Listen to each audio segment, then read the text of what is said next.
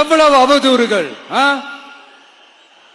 இந்த கரூர் விஷயத்தை பத்தி ஊருக்கே தெரியும். ஆனா போடு, விஜய் மேல பழிய போடு. என்னடா இவ்வளவு பெரிய ஒரு பழிய தூக்கி விஜய் மேல போட்டாலும் மக்கள் விஜய் கூடவே நிக்கிறாங்க. இது என்னடா அதிசயமா இருக்குது அப்படின்ட்டு அது ட்ரை பண்ணி பார்த்தாங்க. அது மக்கள் கிட்ட எடுபடல. சரி, அடுத்து வேற என்ன பண்ணலாம்? முடக்கு. ஜனநாயகனா முடக்கு.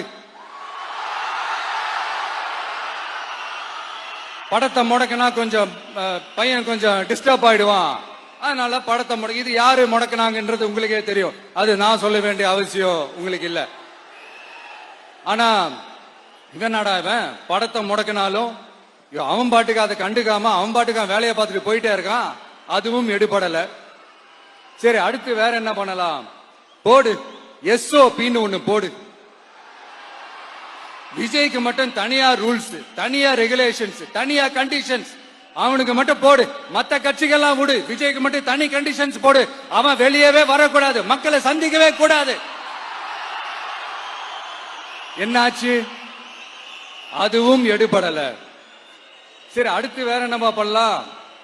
நம்மளை சுத்தி இருக்கிறவங்களை வச்சு, அதாவது இத்தனை வருஷமா வெயிட் பண்ணி இப்போ எலெக்ஷனுக்கு 30 நாளைக்கு முன்னாடி கரெக்டா அந்த டைம் பார்த்து ஒரு அவதூறு பரப்ப வேண்டியது. அது என்னன்னு உங்களுக்கே தெரியும். அதுவும் மக்கள் கிட்ட எடுபடல. அது மாதிரி